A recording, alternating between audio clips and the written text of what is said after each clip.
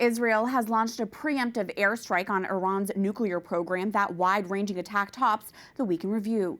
The surprise airstrike on Tehran was the biggest in years and opens a new chapter of conflict in the Middle East.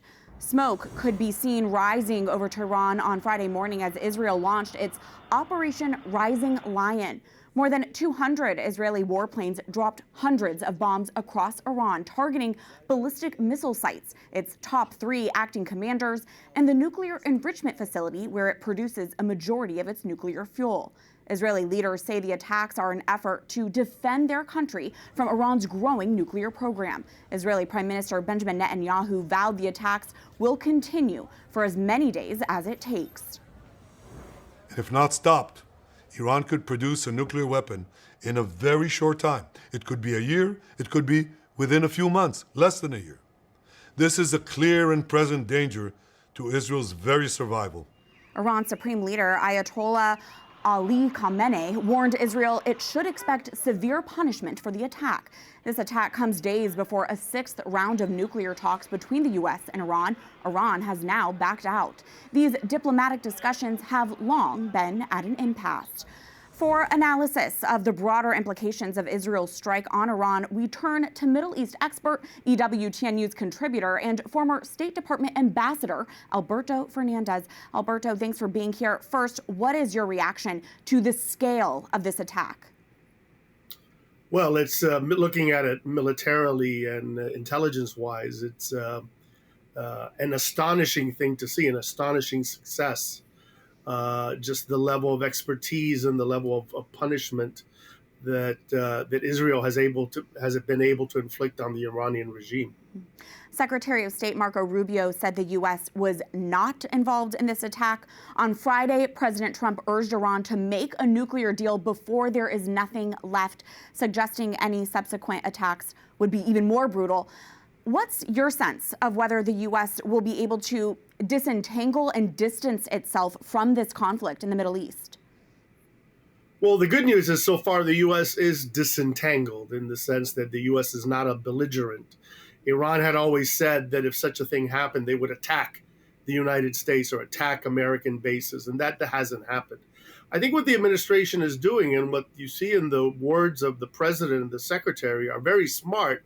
What they're doing is giving Iran the image or the possibility of some kind of off-ramp, of some kind of way out.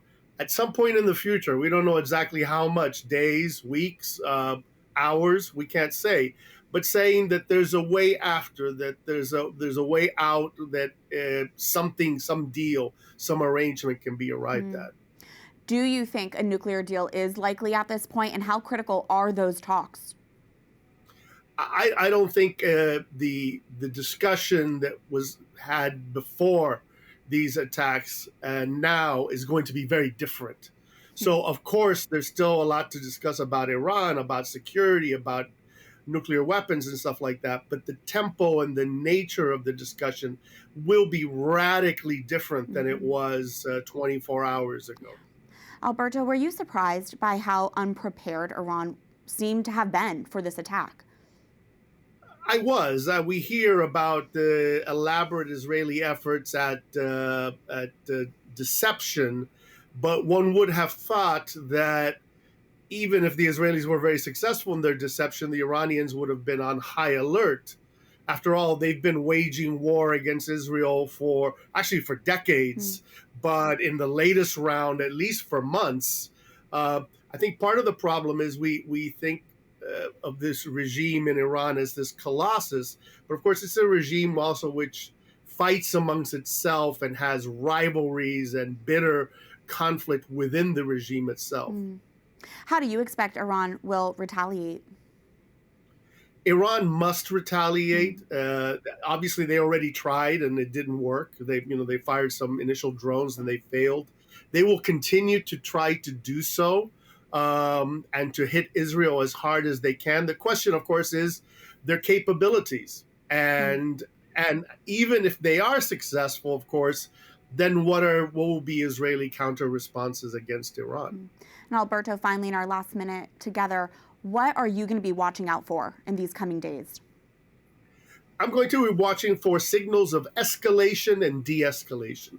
One of them I just mentioned, the Iranian response to the Israelis. The Israelis can also escalate. They can target political targets like the political leadership. They can target oil facilities as well. And I will be looking for questions or possibilities of de-escalation, the American role, and anything that would lead either the Israelis or the Iranians to say, okay, we accomplished our goals. We're going to take a pause and see what happens next. We are grateful for your expertise on this developing story. Alberto Fernandez, thank you so much. Thank you.